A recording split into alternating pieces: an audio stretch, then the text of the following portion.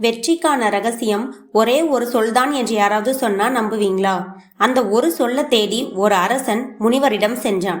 அவன் கண்டுபிடித்தது என்ன? அந்த சொல் நம்ம ஒவ்வொருவருக்கும் இன்னைக்கு எவ்வளவு முக்கியம்? வாங்க அதை இந்த கதையில தெரிஞ்சுக்கலாம். விஜயபுரிங்கிற நாட்டை விக்ரமாதித்யன்கிற மன்னன் ஆண்டு வந்தான். அவன் வீரன், ஆனா விவேகி அல்ல. தானே அனைத்தையும் அறிந்தவன் என்ற கர்வம் அவனிடம் குடிகொண்டிருந்தது. அவன் சபையில அறிஞர்கள் இருந்தார்கள். ஆனா அவர்கள் எல்லாருமே அரசன் சொல்வதற்கெல்லாம் ஆமா சாமி போடுபவர்களாகவே இருந்தனர். ஒரு நாள் விஜயபுரி நாட்டு அரசவை. மன்னன் விக்ரமாதித்யன் அரியணையில் அமர்ந்திருக்கிறான். அவன் முன்னால் ஒரு வரைபடம் இருக்குது. அதை பார்த்து, அமைச்சரே, அண்டை நாட்டு எல்லையில நம்ம படைகள் ஏன் இன்னும் முன்னேறல? நான் கொடுத்த ஆணை என்னவானது என்று கர்ஜித்தான். அமைச்சர் நடுங்கியபடி, மன்னா, ஆற்றில் வெள்ளம் அதிகமாக இருக்குது. இப்போதைக்கு பாலத்தை கடந்தால் வீரர்களுக்கு தான் ஆபத்து என்று இழுக்கிறார். மன்னன் ஓங்கிய குரல்ல, வீரர்களை பற்றி எனக்கு கவலை இல்லை. எனக்கு வெற்றி தான் முக்கியம். நீர் வழியில் செல்லுங்கள் அல்லது ஆற்றில் குதித்து செல்லுங்கள். எனக்கு நாளை மாலைக்குள் அந்த நாடு அடிபணிய வேண்டும். என் புத்திசாலித்தனத்திற்கு முன்னால் இயற்கையெல்லாம் ஒரு பொருட்டே அல்ல என்று கத்துகிறான். அவன் மனநிலையை பார்த்தீங்களா? தான் எடுக்கும் முடிவுகள் எப்போதும் சரியானது, தனக்கு ஆலோசனை சொல்ல இங்க யாருக்கும் தகுதி இல்லை என்ற எண்ணம் அவன் முகத்துல தெரியுது. அப்போதுதான் ஒற்றன் ஒருவன் வந்து அந்த முனிவரை பத்தி செய்தியை சொல்றான். அந்த ஊருக்கு சின்மயானந்தர்ங்கிற ஒரு முனிவர் வர்றாரு. அவர் ஆற்றங்கரையில ஒரு பெரிய அரச மரத்தடியில அமர்ந்திருக்கிறாரு. அவர் யாரிடமும் பேசுவதில்லை, எதற்கும் அசைந்து கொடுப்பது இல்லை. ஊர் மக்கள் அவர் காலடியில தியானம் செய்கிறார்கள். அந்த முனிவர் சாதாரணமானவர் அல்ல. அவரை பற்றி ஊருக்குள்ளார பல கதைகள் உலாவுது. சென்ற வாரம் பெய்த பெருமழையில மின்னல் அவர் அருகே ஒரு மரத்தை தாக்குச்சு. மரம் எரிஞ்சு சாம்பலானது. ஆனால் முனிவர் கண்ணை கூட திறக்கல. அப்புறம் பசியோட வந்த ஒரு புலி அவர் அருகிலே வந்து படுத்து கொண்டது. அவர் காட்டிய அமைதி அந்த புலியின் கொடூரத்தையே மாற்றிவிட்டது. அவர் இங்க வந்து 10 நாள் ஆகுது. ஒரு சொட்டு நீர் கூட அருந்தவில்லை, ஒரு பருக்கை உணவை கூட உட்கொள்ளவில்லை. ஆனால் அவர் முகம் எப்படி ஒரு பௌர்ணமி நிலவை போல பிரகாசிக்குது பாருங்களேன். அவரிடம் பேச சென்றவர்கள் கூட அவர் முகத்தை பார்த்த உடனேயே தாங்கள் கேட்க வந்த கேள்விகளை மறந்து விடுகிறார்கள். அவர் சொல்லால் பேசவில்லை, தன் இருப்பால் பேசுகிறார். சிலர் சொல்றாங்க அவர் கடந்த காலத்தையும் எதிர்காலத்தையும் அறிந்தவராம். ஆனா அவர் எதற்கும் அலட்டிக் கொள்வதில்லை. ஒரு முறை ஒரு பெரிய செல்வந்தர் வந்து தன்னோட தொலைந்து போன சொத்துக்களை பற்றி புலம்பினார். முனிவர் கண்ணை திறந்து ஒரு முறை அவரை பார்த்தார். அவ்வளவுதான். அந்த செல்வந்தர் அழுவதை நிறுத்திட்டு, தேவையில்லாதவற்றிற்காக அலைந்து கொண்டிருக்கிறேன் என்று கூறி தன் மீதமிருந்த சொத்துக்களையும் தானம் செய்துவிட்டு சென்றார். இப்படியெல்லாம் அந்த முனிவரை பற்றி மக்கள் பல கதைகளை பேசிக்கொள்றாங்க. இந்த செய்தி மன்னனோட காதுக்கு செல்லுது. மக்கள் முனிவரை பற்றி புகழ்ந்து பேசிய ஒவ்வொரு வார்த்தையும் மன்னன் விக்ரமாதித்யனோட காதுல ஈயத்தை காய்ச்சி ஊத்துனது போல இருந்துச்சான். ஒரு முனிவன் வெறும் மௌனத்தால என்னோட மக்களை கவர்ந்துட்டானா? மின்னலையும் புலியையும் வென்றவன்னு கதை கட்டுறாங்களா? சக்கரவர்த்தியான எனக்கே கிடைக்காத மரியாதை இந்த துறவிக்கா என்று அவன் பற்களை கடித்தான். மன்னன் அதிகாரத்துல ஆள்கிறான், ஆனால் இந்த முனிவர் அமைதியால ஆள்கிறார்னு மக்கள் சொன்னதை கேட்டு, என்னை காட்டிலும் அமைதியால ஆள்பவனா? அவனை இப்போதே பார்க்கணும் என்று கர்வத்தோடு கிளம்புறான் மன்னன். போற மன்னன் அமைதியாவும் போகல. தன் வலிமையை காட்ட 100 யானைகள், 500 குதிரை வீரர்கள், முரசு கொட்டும் வீரர்கள் என ஒரு பெரும் படையோட ஆற்றங்கரைக்கு சென்றான்.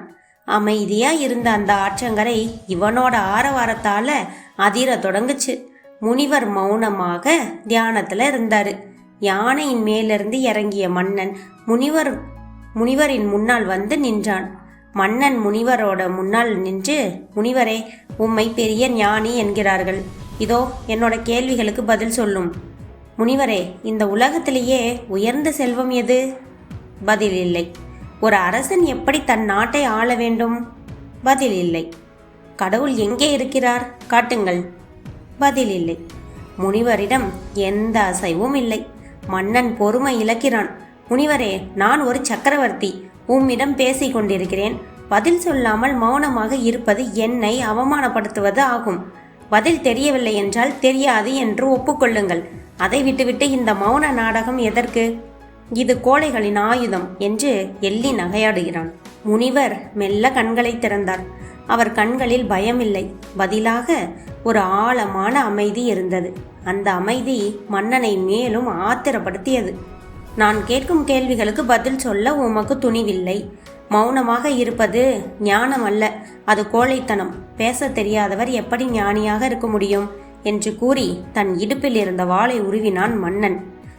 அந்த நொடியில முனிவர் கீழே குனிந்து ஒரு கல்லை எடுத்தார். மன்னன் வாளை ஓங்கிய நிலையில அப்படியே நின்றான். முனிவர் அந்த கல்லை அருகில இருந்த ஆற்றில வீசினார். டொப்புன்னு சத்தத்தோட நீர் செதறியது.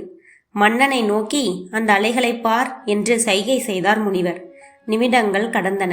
மன்னனின் கையில் இருந்த வாள் மெல்ல தளர்ந்தது. அலைகள் அடங்கி நீர் கண்ணாடி போல மாறியது. முனிவர் மன்னனின் கண்களை நேருக்கு நேர பார்த்தாரு. உன் மனம் இப்போது இந்த அலைகளைப் போலத்தான் இருக்கிறது. குழப்பமான நீர்ல உன்னோட பிம்பத்தை பார்க்க முடியுமான்னு கேட்டார். அதற்கு மன்னன் முடியாதுன்னு பதில் சொன்னான். அது போலத்தான் அமைதி அடையாத மனதிற்கு உண்மையும் புரியாது, வெற்றியும் கிடைக்காது. மன்னன் திகைத்து நின்றான். அவன் இதுவரை பெற்ற வெற்றிகள் எல்லாமே அவசரத்தால வந்தவை, நிலைக்காதவை என்பதை அந்த நிமிடம் உணர்ந்தான். தன் வாளை கீழே போட்டுவிட்டு மண்டியிட்டான். சுவாமி, நான் தோற்றுவிட்டேன். என் அகந்தை தோற்றுவிட்டது. எனக்கு வெற்றியின் ரகசியத்தை சொல்லுங்கள். முனிவன் அவன் அருகில் வந்து அவன் காதருகே குனிந்து ஆழமான குரல்ல அந்த ஒரு வார்த்தையை சொன்னார். அந்த சொல் என்னவா இருக்குன்னு கண்டுபிடிச்சிங்கன்னா எனக்கு கமெண்ட்ல சொல்லுங்க. அந்த ஒரு சொல் ஆற்றங்கரையில வீசிய காற்றுல கலந்து மன்னனோட ஆன்மாவை தீண்டியது.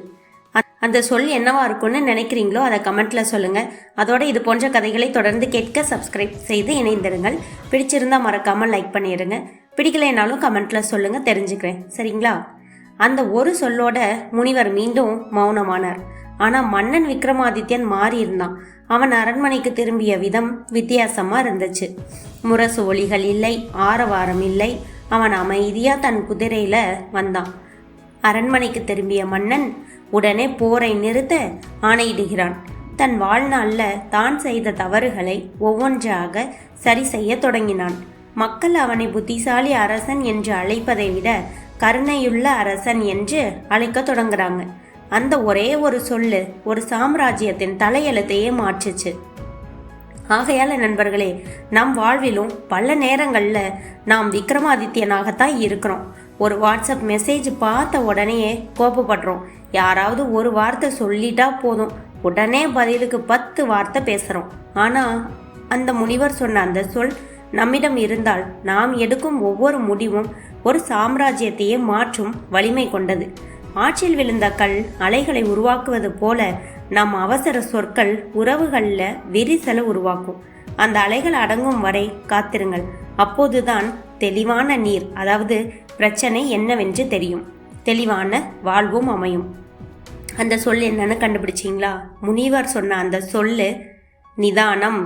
நம்ம வாழ்க்கையில அடிக்கடி சரியான சமயத்துல இதை இழந்துட்டு நாமளே பிரச்சனைகளை விலைக்கு வாங்கிட்டு வந்துடுறோம். நான் சொல்றது சரிதானன்னு சொல்லுங்க.